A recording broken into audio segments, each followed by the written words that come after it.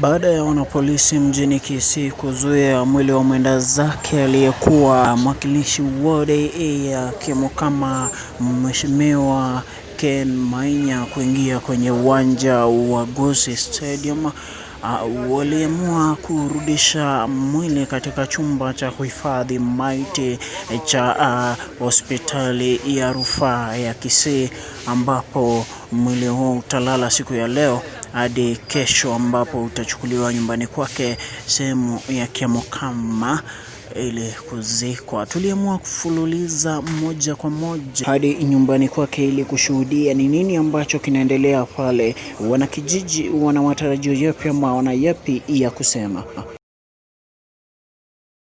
Msafara uliondoka kuelekea mjini Kisii na matumaini ya kurudi na mwili wa mwenda zake uliweza kuelekea nyumbani bila mwili, yaani ukipenda mikono mitupu, na bado hatujajua ni kwa nini waliamua kurudisha mwili katika chumba cha kuhifadhi maiti.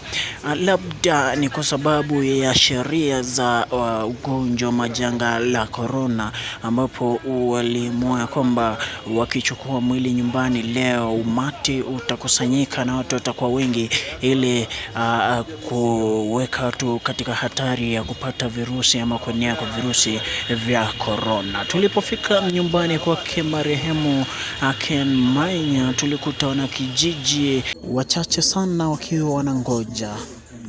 Labda wengine wao walikuwa washapata habari kwamba mwili haupo hadi siku ya kesho, ambapo utaweza kuletwa maeneo haya na kuzikwa.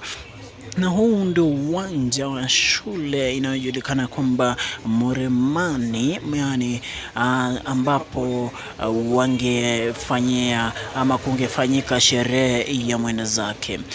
Njiani tukirudi tuliweza kukutana na magari mengi sana ambayo yalikuwa yakija baadaye na kuelekea nyumbani baada ya kukosa kufika na mwili.